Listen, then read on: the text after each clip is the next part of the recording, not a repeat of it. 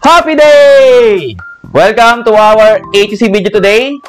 At ang topic po natin ngayon ay the BIR Blue Book. Yes po, meron pong Blue Book yung Bureau of Internal Revenue at hindi po ibig sabihin yan na masamang tao. para po yan, hindi po yan para sa mga masasamang tao, okay? So mamaya po ipapakita ko sa inyo ano yung itsura ng Blue Book na yan na continuously ginagamit pa rin at nire-register pa rin ng ibang taxpayers, lalo na yung mga nag-uumpisa pa lang. Okay? So, wawarningan ko na po kayo. Okay? So, sa mga mag-open ng business or nag-open ng business ng ating dream business, kahit anong business yan, kahit micro, kahit small, medium, or large, one of the government agencies na kailangan nating puntahan para i-register yung ating business ay wala nang iba kundi itong Bureau of Internal Revenue. Okay? So, alam niyo naman yung logo ng BIR. It's combination of the yellow, white, and black. At yung building po niya na nakikita nyo sa left side ko, yan po ay main office ng Bureau of Internal Revenue sa Quezon City. At once na kami nakapasok dyan, very strict ang security. Okay? And once na nakaregister ka na sa Bureau of Internal Revenue, niregister mo yung business mo, practice sa profession mo, or nag-online business ka, at required tayo mag-register sa BIR, bibigyan po tayo ng BIR as for receipt. Ito po yung tsura ng BIR as for receipt, kulay pula, pero hindi na po siya kulay pula, kulay green na po siya. So ito po yung tsura ng kulay green na as for receipt. Sa mga kulay pula pa rin BIR as for receipt, papalitan nyo na po yan kasi luma na yan. Kailangan po yan kulay green na. Okay? So, ito po yung nakapaskil sa ating place of business at dapat po makikita yan ng mga customers natin o yung mga taong nagtatransact sa atin. Lalong-lalo na yung BIR tax mapper. Yan ang una nilang hinahanap, yung nakapaskil, nakadisplay ba siya. Okay? And another document na ibibigay sa atin ng Bureau of Internal Revenue after registration ay itong ating Certificate of Registration. So, congratulations. Yan na yung proof. Yan yung proof na naka-register tayo sa Bureau of Internal Revenue. Naka-register yung ating business sa Bureau of Internal Revenue. Yung BIR Form number 2303 o yung Certificate of Registration from the Bureau of Internal Revenue. Makikita nyo yung TIN nyo dyan, yung pangalan ng taxpayer, yung registered tax type, registered address, blah blah blah blah blah blah blah blah blah. And isa sa mga obligations ng taxpayer ay ang bookkeeping.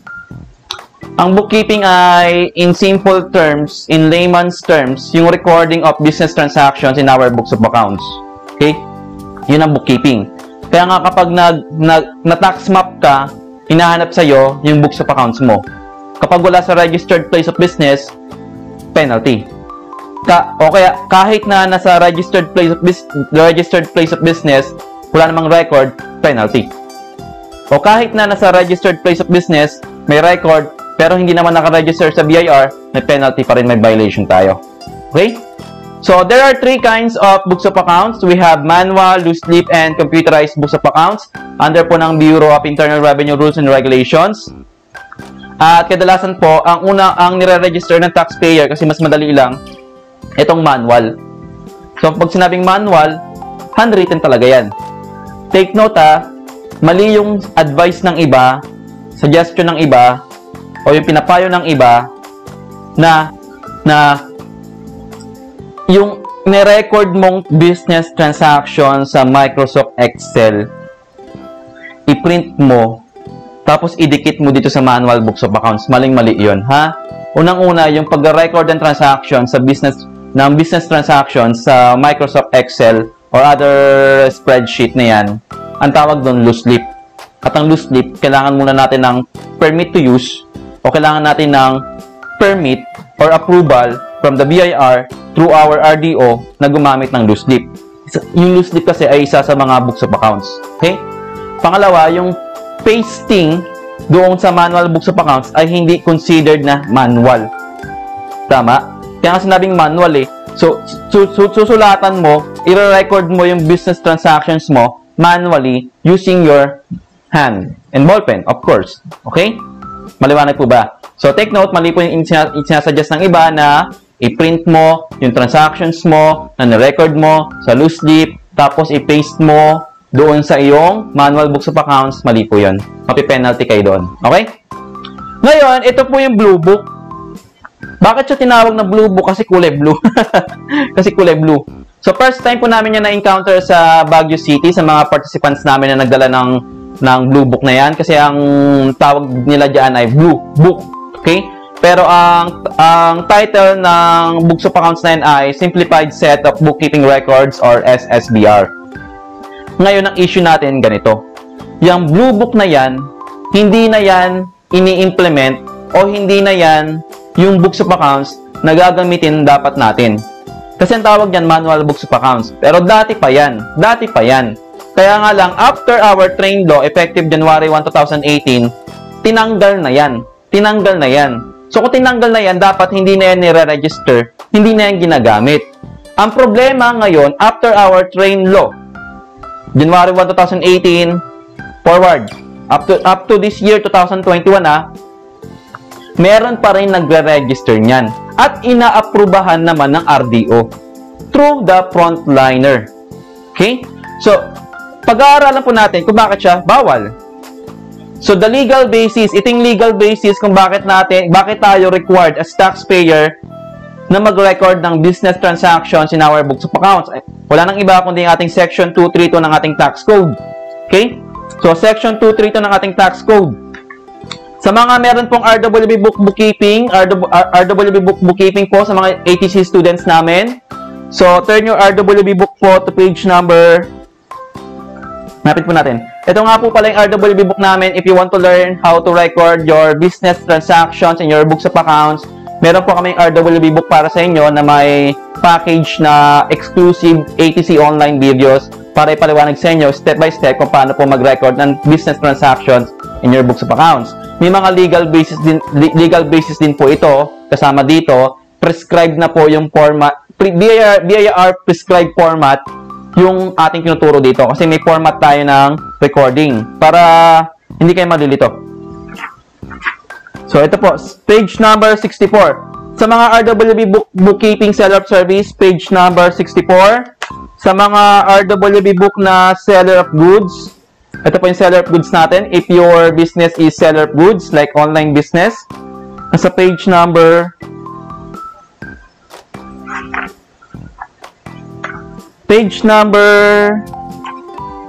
74. 74 po para sa mga RWB bookkeeping seller of goods po. Page number 74, yung ating section 232. Okay? So, basahin po natin. Yung section 232. Section 232, title, Keeping of Books of Accounts. So, ito yung legal basis kung bakit tayo dapat mag-keep, mag-use, mag-maintain ng ating books of accounts. At again, yung books of accounts, tatlong klase yan. Manual, loose leaf, and computerized. Yung pinag-uusapan natin ngayon, yung common mistake na continuously pa rin na nababiolate ng ating mga nagbi-business without knowing. Okay?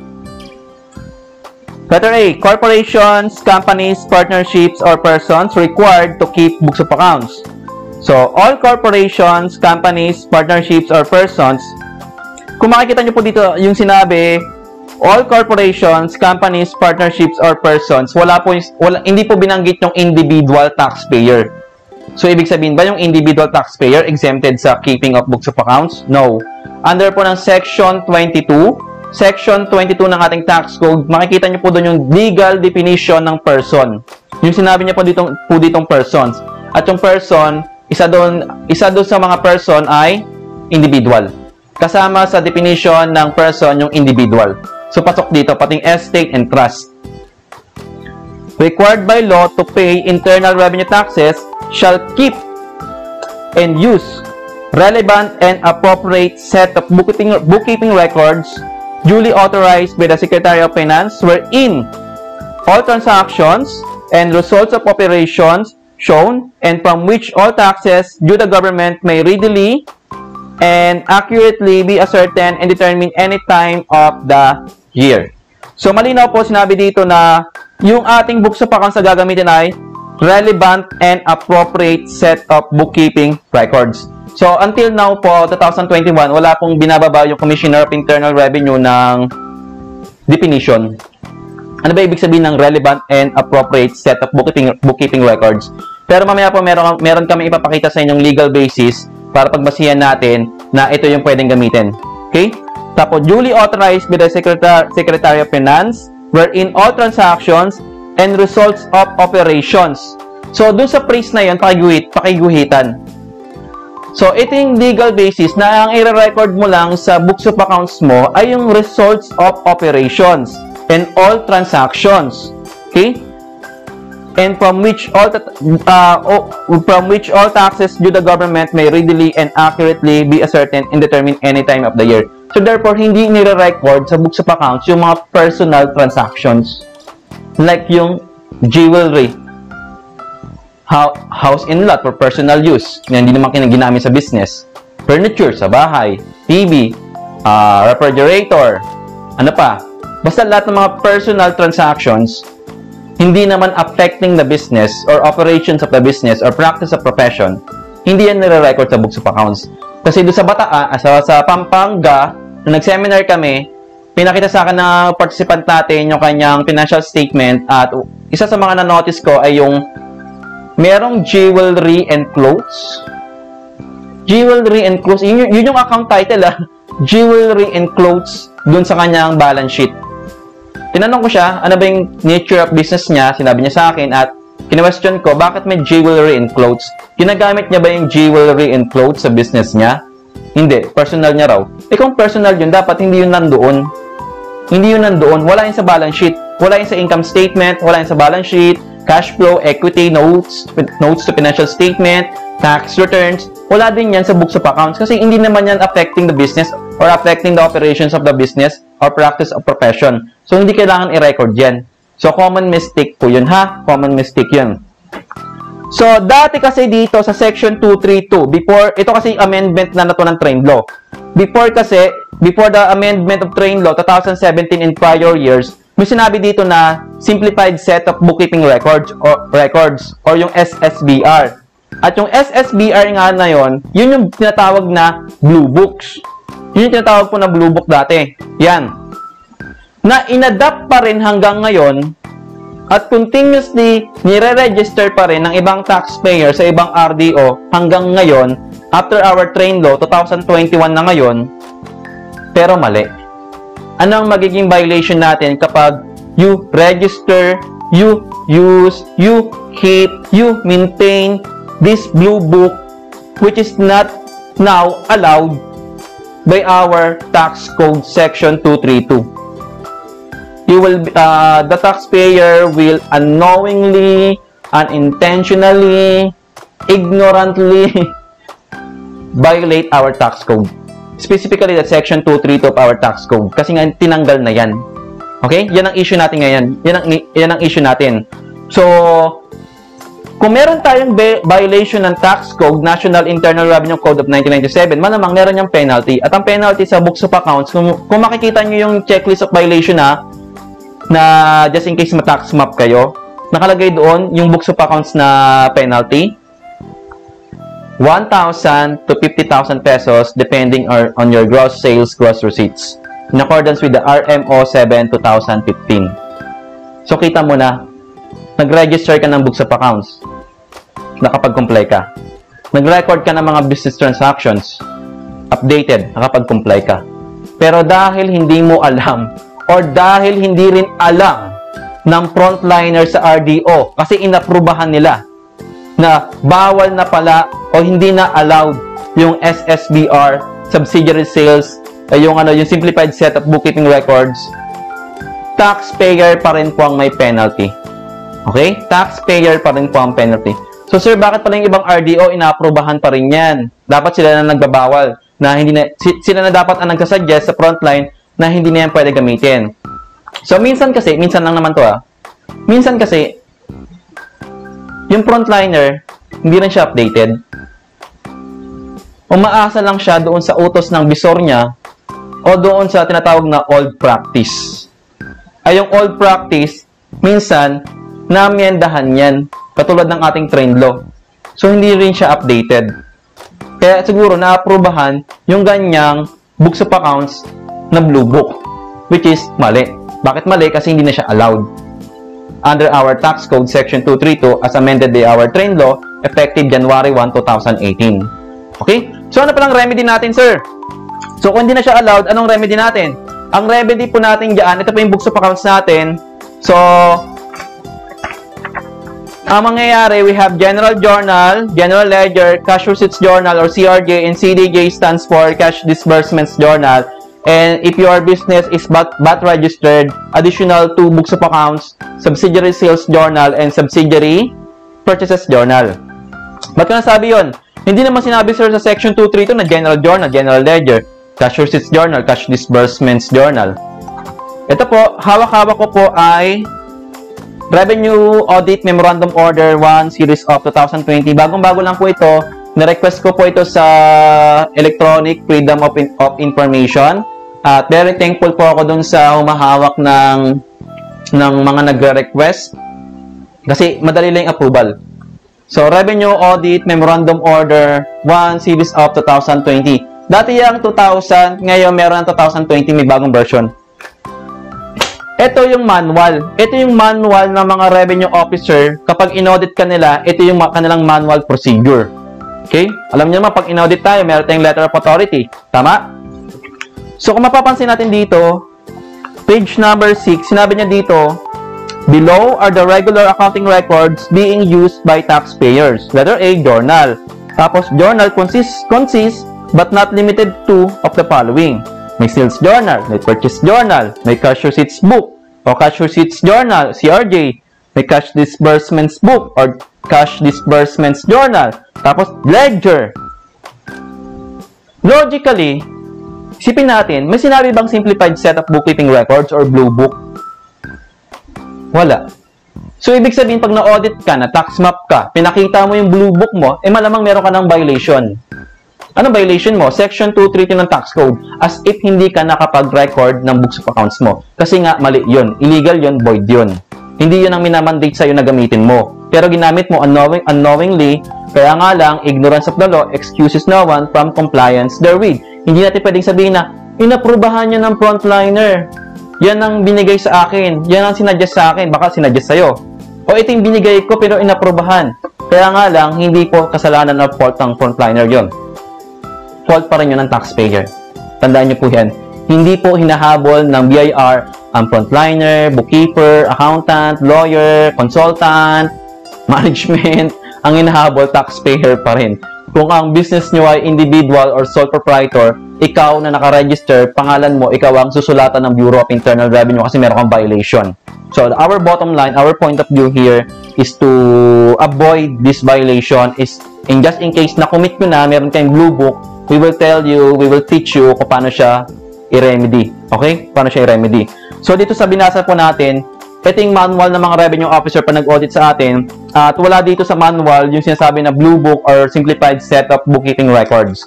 Sa mga student po namin ng RWB book BIR tax audit, meron po kaming RWB book na BIR tax audit. Ito po, makapal siya.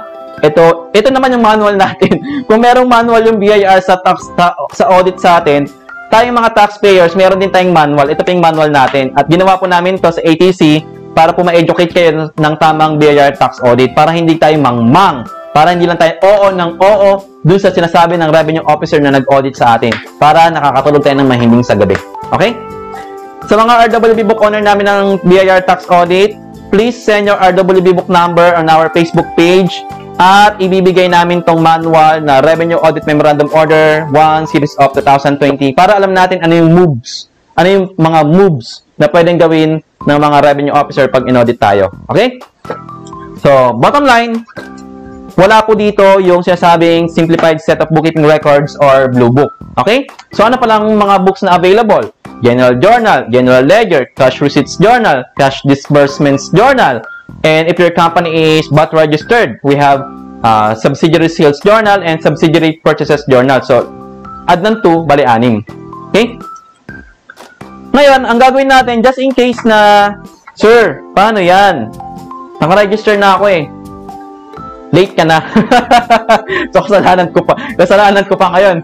Late na tayo. So, just in case naka-register na kayo ng blue book na yon, no? ang gagawin natin doon, ang remedy, ipapakancel natin. Hindi na natin hihintayin pa na RDO natin ang sumulat sa atin to inform us of our violation because we register, we are continuing use, we are keeping and maintaining the blue books which is not allowed in our tax code section 232. Okay? Ang gagawin natin ngayon, uunahan na natin yung RDO na i-correct. Kasi kapag RDO pa natin ang nag-correct sa atin, may penalty na yun malamang.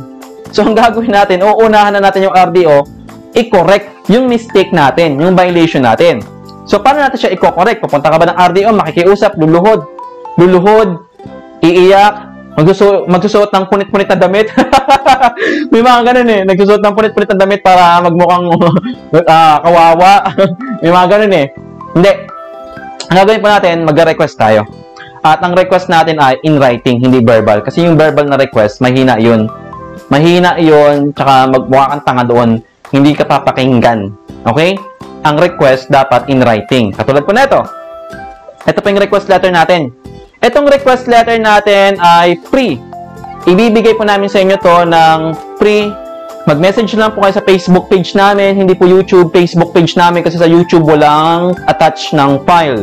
Sa Facebook page po namin Accounting Tutorial Center, ibibigay po namin sa inyo to. At ito yung template natin, edit lang, para mapakancel yung blue book nyo at mag-register kayo ng bago nyong books of accounts, yung tama na tinuro namin kanina. Okay?